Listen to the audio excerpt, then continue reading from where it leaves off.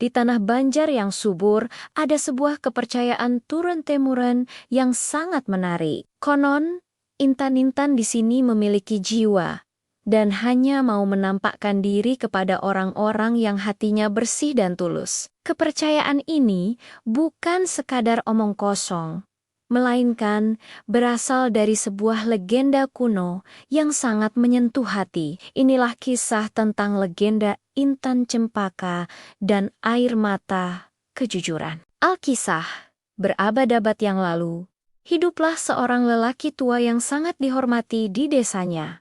Namanya Datu Cempaka. Ia bukanlah seorang raja atau bangsawan, melainkan seorang pendulang intan yang sederhana. Namun, yang membuatnya istimewa bukanlah harta yang ia kumpulkan, melainkan hatinya yang lapang dan kesabarannya yang tak terbatas. Setiap pagi, sebelum fajar menyingsing, Datu Cempaka sudah berjalan menuju tepi sungai. Dengan alat dulang tradisionalnya yang terbuat dari kayu, ia mulai bekerja. Ia mengayak pasir dan kerikil sungai, berharap menemukan sebutir emas atau batu permata kecil. Kadang, seharian penuh, ia hanya mendapatkan batu-batu biasa yang tak bernilai. Namun, pernahkah ia mengeluh? Tidak sekalipun. Datu Cempaka selalu tersenyum dan mengucap syukur kepada alam. Baginya, setiap hari adalah berkah. Tak peduli apapun hasil yang ia bawa pulang. Ia tidak pernah serakah.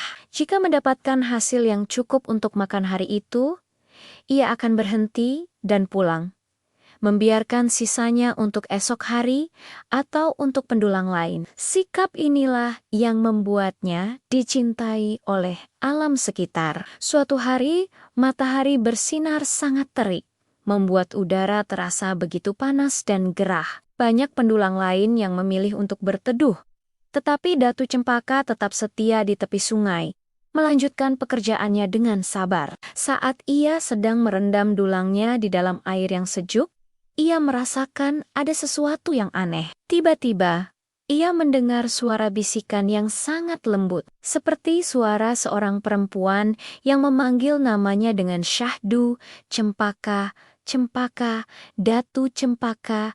Tertegun sejenak, ia melihat ke sekeliling, tetapi tidak ada siapapun di dekatnya. Ia mengira mungkin hanya imajinasinya saja karena cuaca yang terlalu panas. Namun, suara itu terdengar lagi, lebih jelas dari sebelumnya. Saat itulah, matanya menangkap sebuah cahaya yang luar biasa terang menyilaukan dari dasar sungai, tepat di bawah dulangnya. Cahaya itu begitu kuat hingga menembus air yang sedikit keruh. Dengan hati-hati dan penuh rasa penasaran, Datu Cempaka merogoh ke dalam lumpur di dasar sungai. Tangannya merasakan sebuah benda yang besar dan padat. Perlahan, ia mengangkatnya ke permukaan. Betapa terkejutnya ia. Di tangannya tergenggam sebuah batu kristal mentah yang ukurannya luar biasa besar, lebih besar dari kelapa. Batu itu begitu bening dan memancarkan kilau yang belum pernah ia lihat seumur hidupnya. Cahaya matahari yang menimpanya membuat batu itu bersinar dengan warna-warni pelangi yang sangat indah. Ini bukanlah permata biasa, ini adalah anugerah alam yang luar biasa. Berita tentang penemuan batu ajaib Datu Cempaka menyebar dengan cepat dari mulut ke mulut, melintasi desa-desa hingga akhirnya sampai ke telinga seorang saudagar kaya raya dari negeri seberang. Saudagar ini terkenal sangat tamak dan licik. Ia tidak peduli pada apapun kecuali keuntungan dan kekayaan. Mendengar ada batu permata sebesar itu, hasratnya untuk memiliki pun langsung berkobar. Tanpa membuang waktu, saudagar itu segera berlayar menuju desa Datu Cempaka. Ia datang dengan rombongan besar, membawa peti-peti yang penuh dengan kepingan emas, gulungan kain sutra, dan berbagai macam harta benda yang menyilaukan mata. Ia mendatangi gubuk sederhana Datu Cempaka dan dengan angkuh menumpahkan semua hartanya di hadapan si pendulang tua. "Wahai orang tua," katanya dengan nada meremehkan, Aku dengar kau menemukan batu ajaib. Tukarkan batu itu dengan semua harta ini. Kau bisa hidup mewah seumur hidupmu." Datu Cempaka hanya tersenyum dengan tenang. Ia menatap tumpukan emas di hadapannya, lalu menatap sang saudagar dengan suara yang lembut namun tegas. Ia menjawab, "Tuan saudagar yang terhormat, terima kasih atas tawaranmu. Namun, batu ini bukan milikku untuk dijual. Ia adalah titipan alam, anugerah dari sungai ini. Ia hadir untuk menjaga keseimbangan dan kemakmuran tempat ini, bukan untuk menjadi milik satu orang saja." Mendengar penolakan itu, wajah saudagar langsung memerah karena marah. Ia tidak pernah ditolak sebelumnya. "Orang tua bodoh, apa kau tidak lihat semua kekayaan ini?"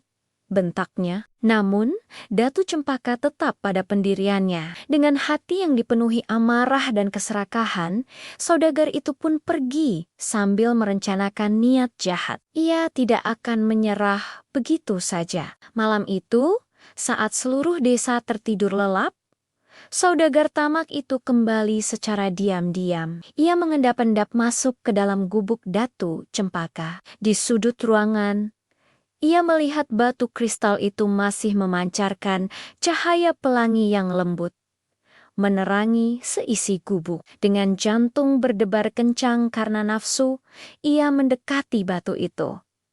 "Akhirnya, kau akan menjadi milikku," bisiknya, saat tangannya yang penuh dengan keserakahan menyentuh permukaan batu itu. Sesuatu yang sangat aneh terjadi. Tiba-tiba, cahaya pelangi yang indah itu meredup dan padam seketika. Batu kristal yang tadinya bening dan berkilau, dalam sekejap berubah menjadi batu kali biasa yang hitam, kusam, dan terasa sangat berat. Saudagar itu terkejut setengah mati. Ia mencoba mengangkatnya, tetapi batu itu seolah menancap di tanah. Mengira batu itu berhantu atau memiliki kutukan. Saudagar itu lari terberit-berit ketakutan, meninggalkan desa dan tidak pernah kembali lagi. Keesokan paginya, Datu Cempaka terbangun dan melihat batu titipan alam itu telah berubah menjadi batu hitam biasa. Ia tidak marah atau kecewa. Ia tahu apa yang telah terjadi. Dengan hati yang tulus, ia mengangkat batu itu yang terasa ringan di tangannya. Ia membawanya kembali ke tepi sungai. Sambil berlutut, ia berbisik, "Wahai penjaga sungai, aku minta maaf jika kehadiranku telah mengundang niat buruk. Aku akan mengembalikanmu ke tempat asalmu agar kedamaianmu tidak terganggu lagi." Saat Datu Cempaka dengan lembut meletakkan batu itu kembali ke air, keajaiban pun terjadi. Batu hitam itu seketika kembali bersinar terang, bahkan lebih cemerlang dari sebelumnya. Cahaya pelanginya memancar ke seluruh penjuru, seolah alam sedang tersenyum berterima kasih atas ketulusan hati Datu Cempaka. Batu itulah yang kemudian dikenal sebagai Intan Cempaka, sebuah legenda yang hidup hingga sekarang. Masyarakat Martapura dan sekitarnya percaya bahwa intan-intan di tanah mereka bukanlah sekadar batu mati. Mereka memiliki jiwa dan hanya akan menampakkan diri kepada para pendulang yang hatinya bersih, sabar, dan tidak dikuasai oleh nafsu duniawi, sama seperti Datu Cempaka.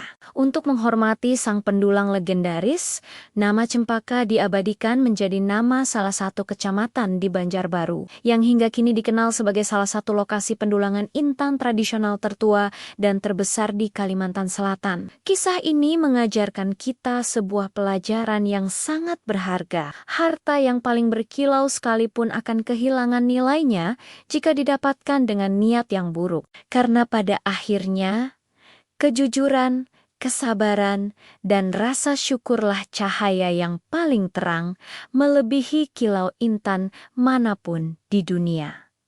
Terima kasih sudah menyimak kisah ini. Jangan lupa untuk subscribe dan bagikan cerita ini agar semakin banyak yang tahu kekayaan budaya kita. Sampai jumpa di video selanjutnya.